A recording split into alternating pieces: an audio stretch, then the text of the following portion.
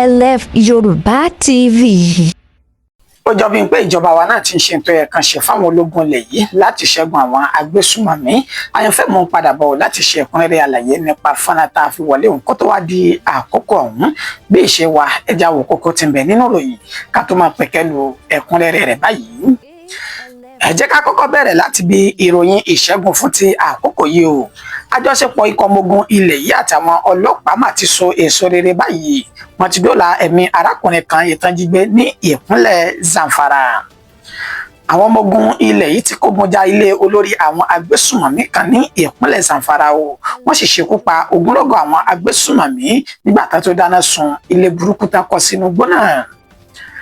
Ìjọba ìpínlẹ̀ Kwara ti pàṣẹ sí gbogbo ilé ìwé tán ti tìpa tẹ́lẹ̀ lẹ́yìn tán ti ń ṣẹ́gun àwọn agbésùnmọ̀mí ní kọ̀rọ̀kọ́ndù ìpínlẹ̀ ọ̀hún. Lágbọn òṣèlú lọ́sùn báyìí níṣẹ́ náà ti ń fi òṣèlú tán ti fi ara wọn ní ìpínlẹ̀ Ọ̀ṣun o. Àwọn ọmọlẹ̀ ìgbìmọ̀ asòfin Ọ̀ṣun ti fẹ̀sùn kan gómìnà tẹ́lẹ̀ ní ìpínlẹ̀ náà pé ó lo ọwọ́ agbára láti fi kó owó tó jẹ́ ti àwọn alága ìjọba ìbílẹ̀ lọ́sùn sásùnwọ̀n tàwọn ọmọ ẹgbẹ́ òṣèlú APC. Ìjà gbọ́rọ̀ láàrin àwọn aráàlú àtàwọn Fúlàní darandaran ní ìpínlẹ̀ Bauchi. Ẹ̀mí aráàlú kan ó ti bá a lọ nígbà tí wọ́n sì ṣe ọ̀pọ̀lọpọ̀ Fúlàní darandaran náà sí wọn lọ́sẹ̀ tọ́pọ̀lọpọ̀ màálùú wọn tó sì tún di àwátì. Bí ó bá jẹ́ pé àwọn ọmọ ológun ilẹ̀ yìí tán fẹ́ dìtẹ̀ gbàjọba lọ́wọ́ Tinubu ṣe àṣeyọrí nínú kí n ti wà látìmọ́lé báyìí tàbí kan ti ṣekú pa mí o. Ọ̀gágun Christopher Musa ló ṣe àlàyé ọ̀rọ̀ yìí. Ǹjẹ́ a kú bí ọjọ́ ṣe rí níbi gbogbo tẹ́tí láǹfààní láti máa darapọ̀ mọ́ wa lórí ìkànnì wa ALF Yorùbá TV níbi tá a ti yà lárọ̀tọ̀ tá a sì dáńtọ́ látàrí ìròyìn ajá àbálẹ̀ Tẹ́lẹ̀dùmarè fi rọ̀ wá lọ́rùn wípé ká máa mú wa sójúmọ́ máa wò láyìn tẹ́jọ́ lùlùfẹ́ wa gbogbo àti gbogbo àsìkò ojú tẹ́ fi wò kò ní fọ́ etí tẹ́ sì fi ń gbọ́ wa etí náà kò ní di láṣẹ lọ́wọ́ Elédùmarè kókó oníròyìn lẹ́ ti gbọ́ yìí ẹ̀kúnrẹ́rẹ́ inú rẹ̀ lókù táyànfẹ́ Elédùmarè yóò máa ṣe bẹ́ẹ̀ sísọ lójú eégún rẹ̀. Mo ní ká kọ́kọ́ bẹ̀rẹ̀ láti ibi ìròyìn ìṣẹ́gun fún ti àkókò yìí. Àjọṣepọ̀ ikọ̀ ọmọ ogun ilẹ̀ yìí àtàwọn ọlọ́pàá ló ti so èso rere o. Wọ́n ti dóòlà ẹ̀mí arákùnrin tán jí gbé ní ìpínlẹ̀ Zamfara. Ikọ̀ ọmọ ogun ilẹ̀ yìí lábẹ́ Operation Fasanyama pẹ̀lú àjọṣepọ̀ iléeṣẹ́ ọlọ́pàá ní ìpínlẹ̀ Zamfara.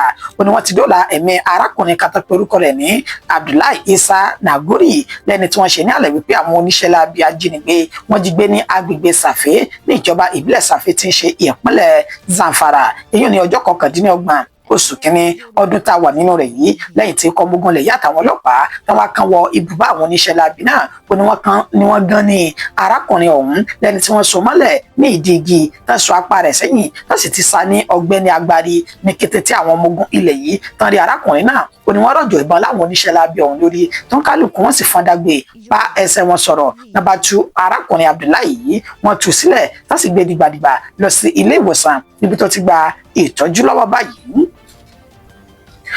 Àwọn ọmọ ogun ilẹ̀ yìí náà ti kógun já ẹni tó jẹ́ olórí àwọn agbésùnmọ̀mí ní ìpínlẹ̀ Zamfara. Wọ́n ṣekú pa ogunlọ́gọ̀ àwọn agbésùnmọ̀mí tó jẹ́ ọmọlẹ́yìn rẹ̀ wọ́n sì dáná sunlé burúkú takọ sínú igbó náà.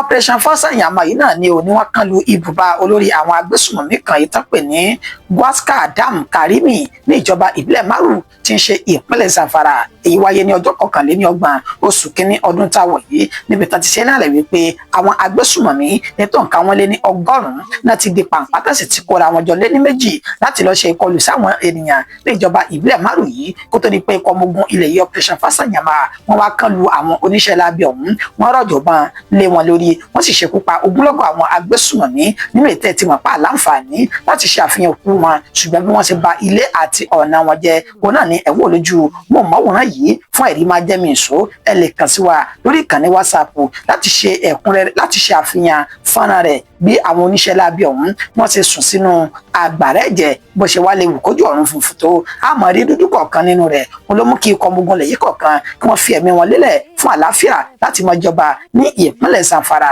pẹ̀lú bí ikọ̀ ọmọogun lẹ̀ yìí pẹ̀lú bí àwọn oníṣẹ́ láabi agbésùnmọ̀mí wọ́n ti ṣe ikú pa mélòó kan lára àwọn ikọ̀ ọmọogun ilẹ̀ yìí tọ́jú ojújà àwọn oníṣẹ́ láabi náà ní ìpínlẹ̀ Zamfara.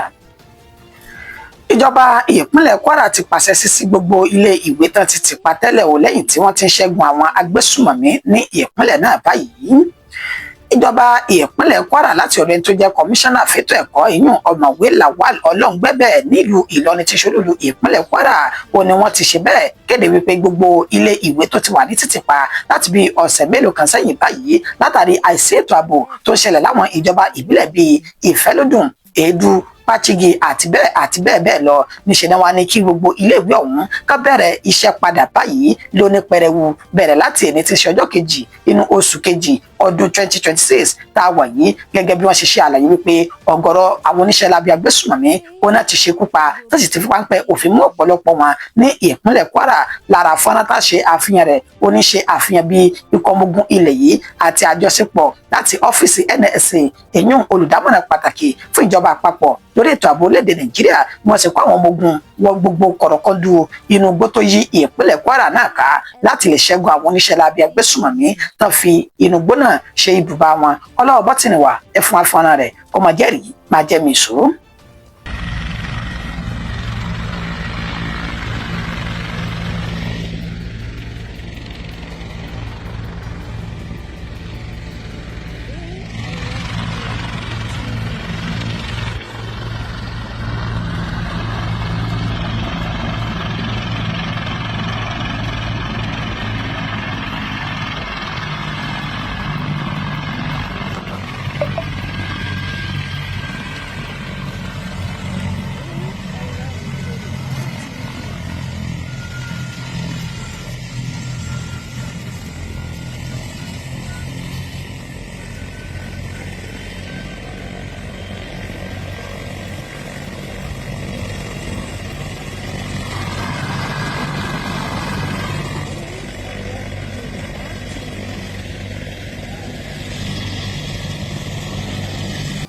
káàbọ̀ padà ó di ìpínlẹ̀ Ọ̀ṣun báyìí lágbọn òṣèlú bẹ́ẹ̀ níṣẹ́ náà ti lo òṣèlú fúnra wọn àti ọwọ́ agbára ní ìpínlẹ̀ Ọ̀ṣun báyìí ò níṣẹ́ ní ọmọlé ìgbìmọ̀ asòfin ní ìpínlẹ̀ Ọ̀ṣun ló ti fẹ̀sùn kan gómìnà tẹ́lẹ̀ ní ìpínlẹ̀ náà wípé wọ́n lọ ọwọ́ agbára àti òkèrè wá láti fi kó owó tó jẹ́ ti àwọn alága ìjọba ìbílẹ̀ lọ sí àsùnwọ̀n ọmọ ẹgbẹ́ òṣèlú APC èyí tí wọn ò sì bá òfin mu nínú alága ìjọba ìbílẹ̀ ìpínlẹ̀ Ọ̀ṣun. ẹni tó jẹ́ abẹnugan nílé ìgbìmọ̀ asòfin ní ìpínlẹ̀ Ọ̀ṣun Adéwálé Ẹgbẹ́dùn ló ṣe àlàyé ọ̀rọ̀ yìí lánàá òde yìí lásìkò tó ń bá wọn oníròyìn sọ̀rọ̀ lórí ìgbésẹ̀ tẹ́ni tó jẹ́ gómìnà tẹ́lẹ̀ ní ìpínlẹ̀ Ọ̀ṣun tó sì tún jẹ́ mínísítà fún marine and blue economy ní abẹ́ ìṣèjọba ààrẹ Bọ́lá Ahmed Tinubu tó tún jẹ́ àbúrò sí ààrẹ Bọ́lá Ahmed Tinubu ọ̀hún èyún Gbóyèga Oyètọ́lá tó fi ẹ̀sùn kan wípé wọ́n ti lo ọwọ́ agbára láti kó owó tó jẹ́ ti àwọn alága ìjọba ìbílẹ̀ tẹ́gbẹ́ òṣèlú PDP lọ sí àsùnwọ̀n gómìnà àná tẹ́lẹ̀ Gbóyèga Oyètọ́lá láti fún àwọn ẹgbẹ́ òṣèlú APC láti fún àwọn alága nínú ẹgbẹ́ òṣèlú APC ètò ṣe ní àlẹ́ wípé ilé ẹjọ́ ti ṣe bẹ́ẹ̀ fi ọwọ́ da ètò ìdìbò tán ṣe ní àìpẹ́ yìí tó ti dànù nínú ètò sì sọdúnmọ̀ wípé ipò nínú ètò sọdúnmọ̀ wípé àsìkò wọn ní ọ́fíìsì gẹ́gẹ́ bí alága ìjọba ìbílẹ̀ ó ti dópin láti ọjọ́ 22 oṣù kẹwàá ọdún 2025 ṣùgbọ́n tó ní Gbóyèga Oyètọ́lá àti báǹkì àti ilé ìfowópamọ́ UBA ni wọ́n jọ pàdé àpòpọ̀ lásìkò owó tabua tó yẹ kó jẹ́ ti àwọn alága ìjọba ìbílẹ̀ ọ̀hún sásùnwọ̀n tiwọn ọlọ́wọ́ bọ́tìnì wò fún wa ní fọ́nrán rẹ̀ tí ó mọ̀ ṣe ẹ̀kúnrẹ́rẹ́ àlàyé iye tí wọ́n gbà iye tí wọ́n ná àti bí ọ̀rọ̀ ṣe jẹ́ gan ní pàtó láti ọ̀dọ̀ ẹni tó jẹ́ abẹnugan ní ilé ìgbìmọ̀ asòfin ìpínlẹ̀ Ọ̀ṣun. The House is particularly alarmed by credible information that huge sums of local government funds have been paid under the directive of Mr. Gbóyèga Oyètọ́lá. 1. 25 million naira payment to each of the 30 illegal APC local government chairmen. 2. 12 million naira payment to each of the 30 illegal APC local government vice chairmen. 3. 10 million naira payment to each of the 332 illegal APC local government councillors. 4. 130 million naira each to selected traditional rulers in Osun State. 5. 13 billion naira legal fees payment to Layonu and Co., lawyers representing the illegal chairmen and councillors. 15% of deposited fund is 13 billion naira. See attached letter. You have a copy of the letter. Even more disturbing are reports before this house that plans are allegedly underway to disburse another 50 billion naira of local government funds for political purposes. ẹ tún káàbọ̀ padà ọwọ́ wájú ni à ń sún sí o Yorùbá ní má foko mi dáná ọjọ́ kan ṣoṣo náà là ń kọ́ fún ni o ìjà gbọ́rọ̀ láàrin àwọn aráàlú àtàwọn Fúlàní darandaran ní ìpínlẹ̀ Bauchi ti mú ẹ̀mí aráàlú kan lọ nígbà tí ọ̀pọ̀lọpọ̀ màálù àtàwọn Fúlàní tán sì ti di àwátì báyìí Yorùbá ló ní má fọkọ mi dáná ọjọ́ kan ṣoṣo báyìí náà ni a kọ fún ni o àwọn ọ̀dọ́ nínú ìlú tàpẹ ní Makia tí ń ṣe ìjọba ìbílẹ̀ Darazo ní ìpínlẹ̀ Bauchi ó ní wọ́n ti ṣe bẹ́ẹ̀ kọjú ìjà sí àwọn Fúlàní darandaran lórí ọ̀rọ̀ kànga tó di wàhálà gẹ́gẹ́ bí àwọn aráàlú náà ṣe ṣe àlàyé wípé níṣe ni àwọn Fúlàní ọ̀hún náà máa ń da màlúù wọn wá sí etí kànga táwọn sì máa ń fi bẹ́ẹ̀ pọn omi rẹ̀ mu tán sì fi máa ń dáná lẹ́yìn tán sì máa ń ṣe báṣubàṣu nígbà táwọn Fúlàní ọ̀hún tán bá ti kó àwọn màálù wọn dé ìṣẹ̀lẹ̀ náà ló wá wáyé ní ọjọ́ 21 oṣù kínní ọdún 2026 tá a wà yìí ní ẹ̀ka dédé aago 3 àbọ̀sán gẹ́gẹ́ bá ti sọ ọdún mọ̀ wípé nígbà tí èdè àìyedè náà tó bẹ́ sílẹ̀ ó ní ọ̀rọ̀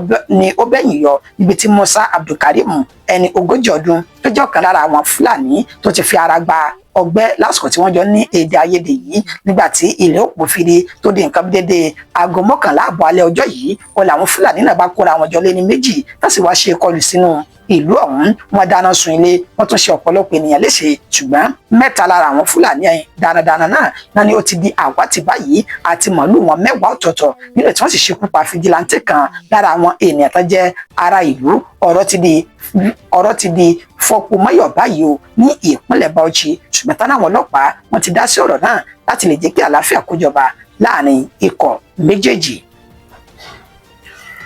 Bí ó bá wá jẹ́ pé àwọn ológun tó fẹ́ dìtẹ̀ gbàjọba lọ́wọ́ ààrẹ Bọ́lá Ahmed Tinubu ṣe àṣeyọrí nínú kí n ti wà látìmọ́lé báyìí tàbí kan ti gbẹ̀mí lẹ́nu tèmi náà ọ̀gágun Christopher Musa ló ṣe àlàyé ọ̀rọ̀ yìí ẹni tó jẹ́ ọ̀gágun ní orílẹ̀-èdè Nàìjíríà tó sì tún jẹ́ mínísítà tó ń rí sí ọ̀rọ̀ ètò ààbò ní orílẹ̀-èdè yìí ìyẹn ọ̀gágun Christopher Musa wọn ló ṣe àlàyé ọ̀rọ̀ yìí lásìkò tán ní ìtàkùrọ̀sọ pẹ̀lú rẹ̀ lójúmọ́ máwòrán Channel Television níbi tó ti sọ dímọ̀ wípé ìdìtẹ̀ gbàjọba lọ́wọ́ ìjọba àwarawa etí àwọn ológun kọ̀ọ̀kan tó ń gbìyànjú láti ṣe ní inú oṣù kẹwàá ọdún 2025 ohun tó bá ṣe pé wọ́n ṣe àṣeyọrí ni ọ̀rọ̀ ò ní rí báyìí o nínú kí wọ́n ti fi òun náà sí àtìmọ́lé tàbí kí wọ́n ti ṣe bẹ́ẹ̀ gbẹ̀mí lẹ́nu òun tó bá fi àáké kọrí nígbà tí ó máa ṣe àlàyé wípé ìgbésẹ̀ táwọn ọmọ ológun kọ̀ọ̀kan gbé nínú ikọ̀ ọmọ ogun lẹ̀ yìí ó kù díẹ̀ káàtó nílẹ̀ tó sì ní dandan ni wọ́n gbọ́dọ̀ fojú winá òfin ká sì jìyà lórí ìgbésẹ̀ tẹ́gbẹ́ láti dìtẹ̀ gbàjọba lọ́wọ́ ààrẹ Bọ́lá Ahmed Tinubu ọlọ́wọ́ bọ́ Tinubu fún wa ní fọ́nrán rẹ̀ ètò ìfiṣẹ́nu mi dédé síbi fún ti àsìkò yìí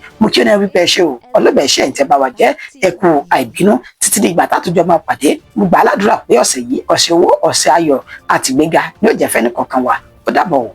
He has done.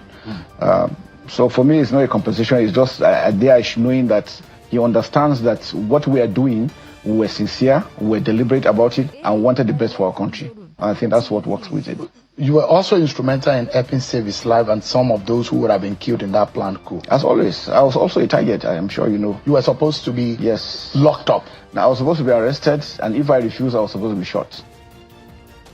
But that's the job. And anybody who goes into coup, I mean, zeros his mind because you know you succeed, good. You don't succeed, whatever consequences come, you're ready for it. But then again, I think these guys were just a bunch of very unserious individuals that really don't know. If you look at the caliber of the individuals, if you look at, I don't know what got into their heads to think that they could take on the armed forces like that. What I even said was, even Nigerians will have fought them. Even without the armed forces, Nigerians will have stood against them. Remember, Nigerians have fought against the military rule for quite some time. And that's where Mr. President has always been one of them. So now for them to think they could just wake up one morning and do that in Nigeria, I think something went wrong in there. They need to reset their brains. And you have said that they knew the consequences. Oh, definitely. Most definitely. Are you able to capture all of those who is said to have been involved? So far, most of them have been caught. If there's anyone, maybe one or two, but most of the you know, and it just started from the colonel himself, who feels disgruntled because he was not promoted. He didn't meet the marks to be promoted. You know, the armed forces is really very strict about its promotions system. So he didn't make it. And so what he decided to do was to probably go around, look at other people that had one issue or the other, not promoted or feel that they were not posted rightly and all these things, and they tried to bring them in. And my pain is all those young officers that didn't understand what was going on, that he had put in this mess, and now they have to face the consequences.